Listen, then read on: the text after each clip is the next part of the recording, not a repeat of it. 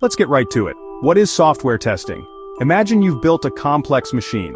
Before showing it off, you need to make sure it works and doesn't blow up when you press a button. That's software testing, finding flaws before they cause real problems. There are two main approaches. Black box testing treats the software like a mystery. You test it without knowing what's inside. But white box testing is different. Here you get the blueprints, the source code itself. You're not just clicking buttons, you're examining every function, loop, and data path. It's also called clear box or structural testing because you're testing the actual structure of the software. The tester has access to the code, tracing how data flows and how logic is executed. Think of it as the difference between test driving a car and taking apart the engine to inspect every part. White box testing is about understanding how and why the software behaves as it does. This lets us design tests to check if every line of code and every decision point is covered. We're not just looking for surface bugs, we're hunting for hidden faults deep in the code. Logical errors, security holes, and inefficiencies are exposed. Things black box testing might miss. It's the ultimate deep dive into your code's inner workings.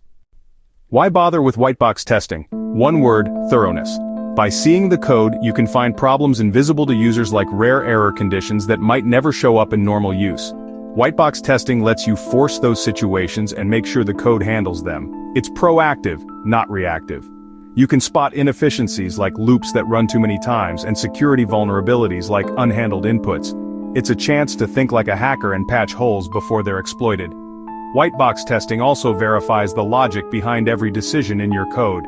You can systematically check every if this then that scenario, building confidence in your software's reliability. It's invaluable for maintenance when code changes. White box tests act as a safety net, catching new bugs before they reach users. Well-documented tests make it easier for new developers to understand and safely update the code. Ultimately, it makes the development process more stable and predictable. It's like running a diagnostic every time you tweak your engine. So, how does white box testing actually work? First, the tester studies the source code, functions, classes, and architecture to understand how everything fits together. They might use flowcharts to map out how data moves and where decisions are made. Next, they create a test plan, identifying all the important paths through the code, including error handling and complex logic. For each path, they design test cases, specific inputs, execution conditions, and expected results.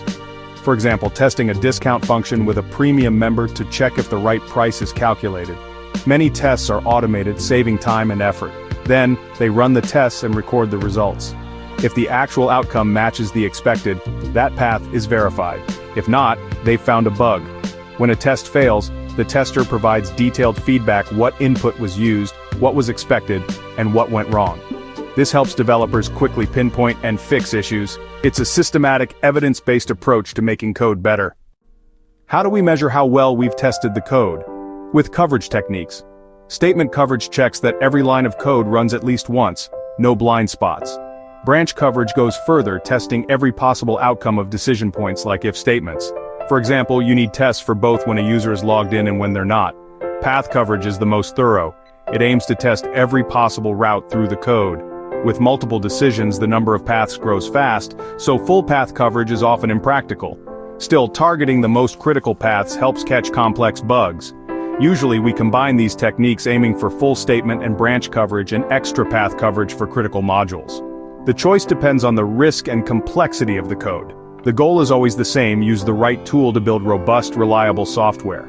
These techniques aren't exclusive, mix and match for the best results. It's all about making sure nothing slips through the cracks. White box testing is powerful but not perfect. Its main limitation? It can't spot missing requirements. If you forgot to build a feature, it won't notice. That's why it's paired with black box testing, which checks if the software meets user needs. White box testing also requires skilled testers and can be time-consuming to maintain. Testers might share the same blind spots as developers, missing certain errors. Still, it's essential during unit testing and integration testing, when you're building and combining components. It's crucial for complex algorithms, security, and performance-critical code. For students and future engineers, mastering white box testing is a must. It helps you write cleaner, more reliable code from the start. Embrace the mindset, analyze your code, find its weak points, and prove it works.